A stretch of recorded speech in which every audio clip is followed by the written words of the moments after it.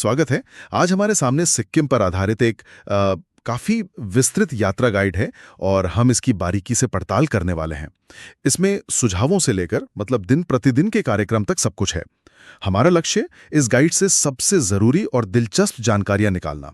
ये उन लोगों के लिए हैं जो या तो सिक्किम जाने की सोच रहे हैं या शायद बस इस खूबसूरत हिमालयी राज्य के बारे में जानना चाहते हैं। गाइड की शुरुआत में ही बताया गया है कि सिक्किम पूर्वोत्तर भारत का एक छोटा मगर काफी अद्भुत राज्य है। भूटान, तिब्बत, नेपाल इन सब से घिरा हुआ है। जाहिर है पहाड़, मठ, जीवन, संस्कृति। तो चलिए इसे खोलते हैं जरा। हाँ, और दिलचस्प बात यह है जैसा गाइड इशारा करता है कि इसकी जो लोकेशन है ना, वो इसे सांस्कृतिक रूप से बहुत यूनिक बनाती है। ये सिर्फ पहाड़ों या मठों की जगह नहीं, बल्कि संस्कृतियों का एक चौराहा भी है। और हाँ, प्रकृति प्रेमियों और एडवेंचर के शौकीनों के लिए तो ये बिल्कुल स्वर्ग है। बिल्कुल। तो इस चर्चा में हम देखेंगे कि सिक्किम कैसे पहुंचा जाए, घूमने का सबसे अच्छा समय कौन सा है और गाइड में जो यात्रा कार्यक्रम सुझाया है उसके मुख्य आकर्षण क्या हैं और कुछ जरूरी मतलब प्रैक्टिकल टिप्स जिन पर गाइड जोर देता है। तो पहुंचने और सही समय से शुरू करें। जरूर। पहुंचने के लिए देखिए, गाइड बताता है कि सबसे नजदीकी हवाई अड्डे हैं पाक्योंग, जो गांगटोक के पास है। हाँ। और दूसरा है बागडोगरा, पश्चिम बंगाल में। हाँ। और ट्रेन से आने वालों के लिए न्यू जलपाईगुड़ी, जिसे एनजेपी कहते हैं, वो सबसे पास का स्टेशन है। अच्छा। गाइड के हिसाब से बागडोगरा या एनजेपी से गांगटोक टैक्सी या कैब से करीब मान लीजिए 4 से 5 घंटे लगते हैं। ठीक है। और यात्रा के लिए सबसे बढ़िया मौसम, इस पर गाइड क्या कहता है? हाँ, वो साफ तौर पर मार्च से जून और फिर अक्टूबर से दिसंबर के महीनों की सिफारिश करता है। जुलाई से सितंबर वाला जो मॉनसून है ना, उसमें लैंडस्लाइड्स का खतरा रहता है, तो उस दौरान यात्रा से बचने की सलाह दी गई है। सही कहा। अच्छा, अब बात करते हैं यात्रा कार्यक्रम की। ये शायद गाइड का सबसे दिलचस्प हिस्सा है। हाँ, बिल्कुल। इसमें एक 7 दिन का सुझाव दिया गया है।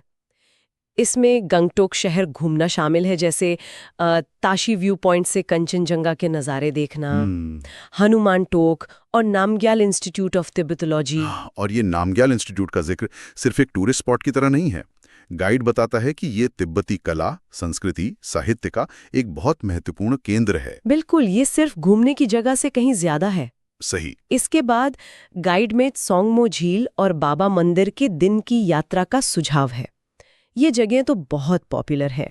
और यहाँ ये भी बताया गया है कि अगर किसी को नाथुला पास जाना है, मतलब भारत चीन सीमा पर, तो उसके लिए परमिट अलग से लेना पड़ता है। सेंसिटिव एरिया ना? हाँ, ये जरूरी बात है। अब आते हैं उस हिस्से पर जो मुझे गाइड में सबसे रोमांचक लगा। नॉर्थ सिक्किम, लाचेन, गुरुडोंगमार झील, लाचुंग, युमथांग घाटी। ओ हाँ। गाइड इन जगहों की सुंदरता का काफी जिक्र करता है, खासकर गुरुडोंगमार झील जो करीब 17,800 फीट की ऊंचाई पर है। सोचकर ही हैरानी होती है। यकीनन। और युमथांग घाटी, जिसे फूलों की घाटी भी कहते हैं, वो तो वसंत में बेहद खूबसूरत होती होगी, ऐसा पढ़ने में आया है। लेकिन यहाँ गाइड एक बहुत जरूरी बात पर जोर देता है। नॉर्थ सिक्किम के लिए परमिट्स ये अनिवार्य हैं। अच्छा। ये इलाके न केवल खूबसूरत हैं, बल्कि संरक्षित भी हैं और ऊंचाई वाले संवेदनशील क्षेत्र भी हैं। और ऊंचाई की बात आई है तो सेहत का भी ध्यान रखना जरूरी होगा। हाँ, बिल्कुल। गाइड ऊंचाई पर स्वास्थ्य का ध्यान रखने की चेतावनी देता है, खासकर गुरुडोंगमार जैसी जगहों पर। मतलब शरीर को धीरे धीरे एडजस्ट होने का टाइम देना जरूरी है, एक्लिमेटाइजेशन जिसे कहते हैं। अच्छा, और खाने पीने के शौकीनों के लिए भी कुछ सुझाव हैं गाइड में? हाँ हाँ, क्यों नहीं। स्थानीय व्यंजनों का जिक्र है। मोमोज और थुक्पा तो शायद सबसे फेमस हैं, जिनका स्वाद लेने की सलाह दी गई है। मोमोज। हाँ, फाकशापा जैसे और भी व्यंजनों का उल्लेख है। मतलब स्थानीय भोजन आजमाना संस्कृति को अनुभव करने का एक अच्छा तरीका माना जाता है। तो अगर हम इस गाइड की सारी जानकारी को समेटें तो मुख्य बातें क्या निकलती हैं? एक तरह से निचोड़ क्या है? देखिए, मुख्य बिंदु ये है, सिक्किम पहुंचना ठीक ठाक आसान है। एयरपोर्ट्स पाक्योंग या बागडोगरा, रेलवे स्टेशन एनजेपी। यात्रा के लिए बेस्ट टाइम है स्प्रिंग, यानी मार्च से जून, और शरद मतलब अक्टूबर से दिसंबर। ठीक। गैंगटॉक, सोंगमो झील, बाबा मंदिर ये मुख्य आकर्षण है। और नॉर्थ सिक्किम, लाचेन, गुरुडोंगमार, लाचुंग, युमथांग, ये एक अलग ही बहुत अनूठा अनुभव देता है। और वो प्रैक्टिकल बात है जो ध्यान में रखनी है। हाँ, वो भी जरूरी है।